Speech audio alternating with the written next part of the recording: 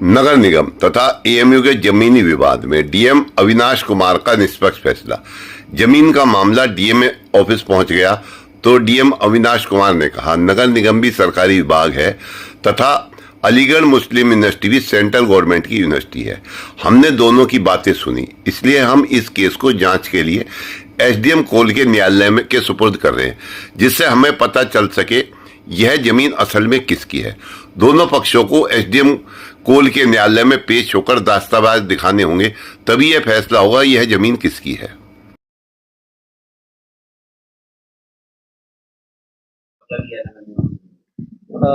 देखिए, एएमयू और की एक लैंड और जो कि एएमयू क्लेम करता है और नगर निगम के द्वारा भी उस पर क्लेम किया जा रहा है, तो उनके बीच का एक विवाद संज्ञान में आया था और उसमें वीसी महोदया द्वारा भी कुछ तथ्य प्रस्तुत किए गए और उसी के क्रम में, जिसमें कल नगर निगम कब्जा लेने के लिए गई भी थी और वीसी महोदय ने उसमें कुछ नवीन तथ्य अपनी टीम के माध्यम से प्रस्तुत किए हैं।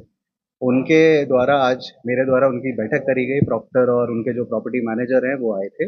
उन्होंने अपने अभिलेख दिखाए जिसमें उनके द्वारा ये अवगत कराया गया कि उनके वो जो भूमि है, जैसा उनका कथन है कि वो पहले से उनके नाम पे दर्ज रही है और संभवतः 90 के आसपास में वो बंजर में शिफ्ट हुई। तो ऐसा उनका क्लेम है। तो क्योंकि ये एक अभिलेखीय जांच का विषय है, इसकी अभिलेखी जांच कराई जानी अति आवश्यक है और ये मामला दो इंस्टीट्यूशंस के बीच का है, कोई निजी भूमि के संपत्ति के विवाद का नहीं है। विश्वविद्यालय भी राज की संपत्ति है और नगर निगम का भी जो क्लेम है वो राज की संपत्ति को लेकर ही है। तो इसकी सेंसिटिविटी को देखते हुए एएमयू प्रशासन द्वारा एसडीएम न्यायालय में एक रिकॉर्ड संशोधन का वाद योजित किया था, जो कि उनके द्वारा अवगत कराया गया, जो कि पहले संज्ञान में नहीं लाया गया था।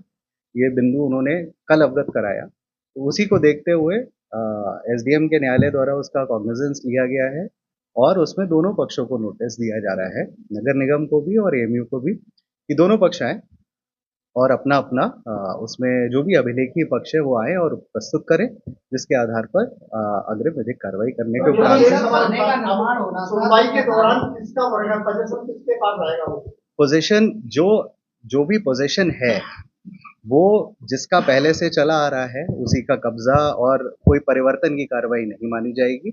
जो भी है वो यथास्थिति रहेगी और जो भी है न्यायालय के द्वारा उसमें निर्णय अभिलेखी परीक्षण करने के उपरांत ही किया जाएगा। जैसा कि मैंने पहले भी क्लियर किया, ये दो इंस्टीट्यूशंस का है, वो भी राज की संपत्ति को ही लेके है। विश्वविद्यालय भी कोई अन्य किसी और के द्वारा नहीं बल्कि गवर्नमेंट के द्वारा ही रन किया जा रहा है।